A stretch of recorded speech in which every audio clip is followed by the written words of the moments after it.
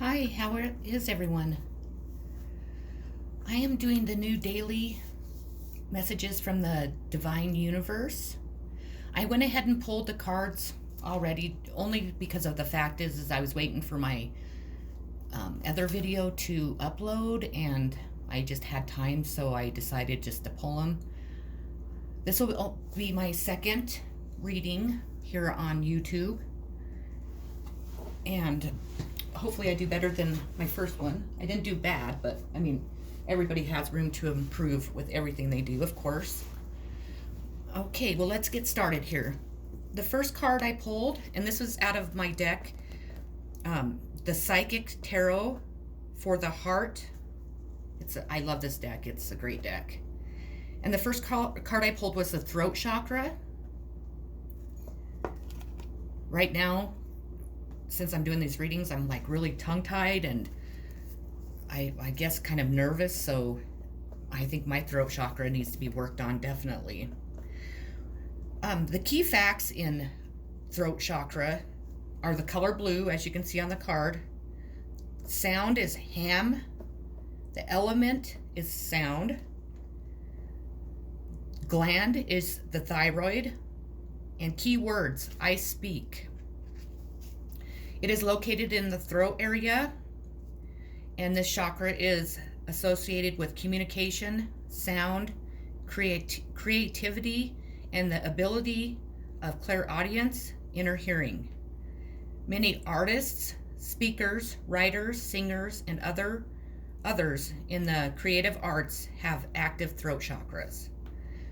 To activate this chakra, use your voice in some way. Sing, chant, hum, laugh, make some noise. Energizing this chakra helps you speak your truth in a clear and kind manner, improving your relationships and increasing your sense of well-being.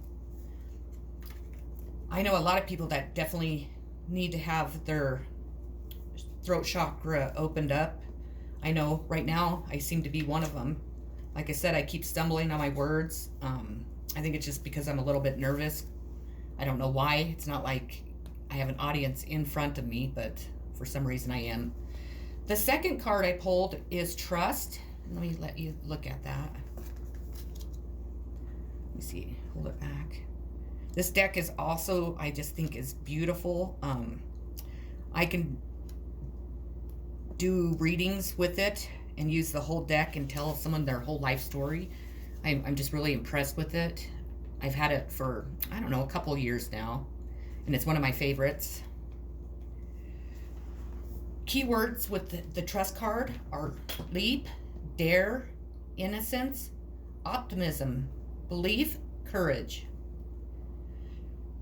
Rejoice, the universe is looking out for you. Now is the time to trust that the path you are on is in fact the right one. Believe that whatever you desire concerning affairs of the heart can be manifested in the proper time and for your highest good.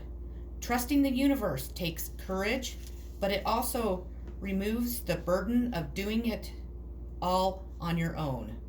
When you feel alone in a situation, it can take away your energy and desire to take action. That will improve the situation. This card reminds you that you are not alone. It is also a reminder that positive energy is available to you to manifest what you truly desire. In addition to trust, this card of action and opportunity.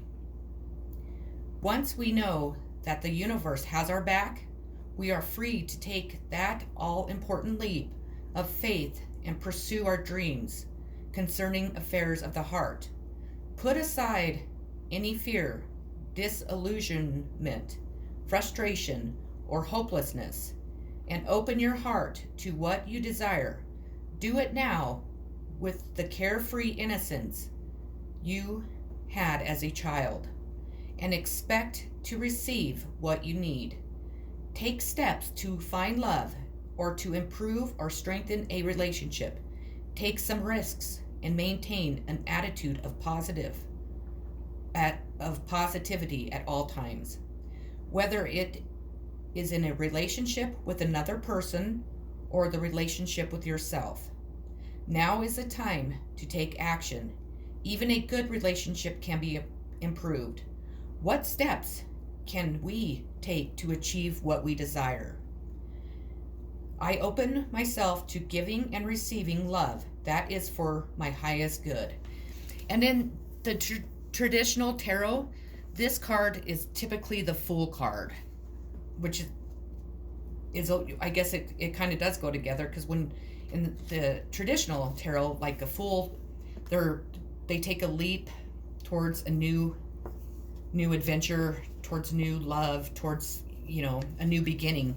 So that's pretty much what this card is telling us, and telling us to trust in the divine, and trust in yourself, and trust in the person maybe that you are connected with or want to be connected with.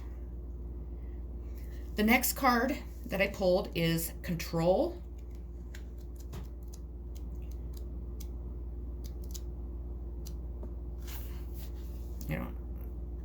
Hopefully you can see it. I'm sorry about the glare. The key words with this card: control, master, influence, accept, compassion, patience, confidence. In order to flourish, relationships must be fluid and free, rather than overly rigid and controlled by emotional neediness or insecurity. It is important to master your emotions so that they do not rule the relationship. A partnership based solely on emotion is out of balance and out of control. Self-control is the key here. Act from a combination of emotional and intellect, and your relationship will thrive and grow. Be sure that your influence is gentle and loving. This is not a time for domination. This card asks you to accept another person's uniqueness and to not require that person to conform to a mold of your choosing, just to make you feel more comfortable. This card also serves as a reminder to come from compassion and understanding rather than anger and frustration. Now is the time for patience, steadiness, and clear thinking. Apply these qualities to your relationship with others and with yourself. If you are involved with a difficult person or situation, try to look through the other person's eyes and experience what his or her heart and soul feels. Try to see the situation from another perspective. With self-control comes confidence. Allow a situation to unfold and detach yourself from the outcome. Don't try to control it. The end result of self-control and confidence is supreme peace. Take some time to examine how control in its many aspects is affecting your relationship. And then it says, I control my emotions and embrace peace. And then also in traditional tarot, this card would be the Strength card. This card reminds me of a situation that I put myself in not too long ago that really, I think, hindered a relationship that I really wanted to build and create with another person. My insecurities made me push the fact that we needed to be like in a committed relationship, and the other person I was dealing with really, I don't believe, likes to be in committed relationships. I'm not exactly sure why, but the longer I go through my awakening, and the more I find out about myself and about others, I used to be afraid when somebody wouldn't want to commit to me, because I had such a fear of being abandoned and being cheated on and, all that good stuff. So I thought, if we are in a committed relationship, for one thing, it validates that I'm lovable, is what I would think. And then also, it would prevent those things from happening. Well, the longer I did some soul searching and the longer I have been apart from this person and the regrets I have for doing what I did and how I acted really have made me look at it a lot differently. Two people do not have to be committed. Two people do not have to be married. They don't have to have that burden of what commitment brings. Not saying that they can just run around and sleep with whoever they want, or do things to hurt one another, or not spend time together and do things and share each other's love and compassion towards each other. But commitment is a big step in any type of relationship.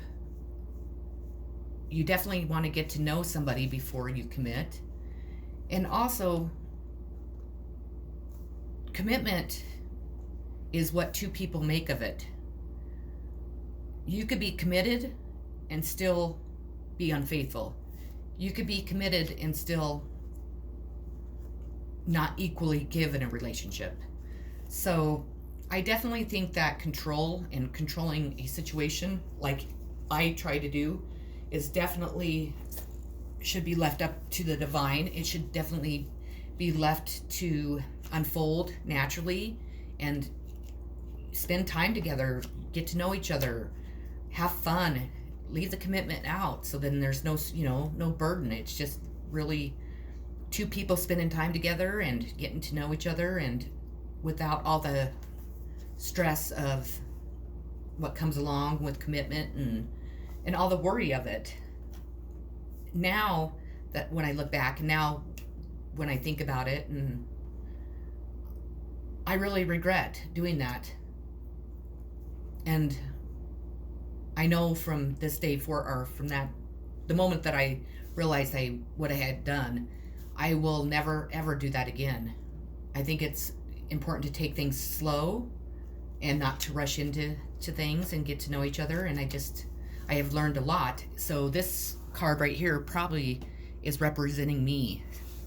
I hope you enjoyed this reading. I hope you all have a great rest of your day. I'm sending much love, kisses, hugs, positive vibes, peace. Have a great day.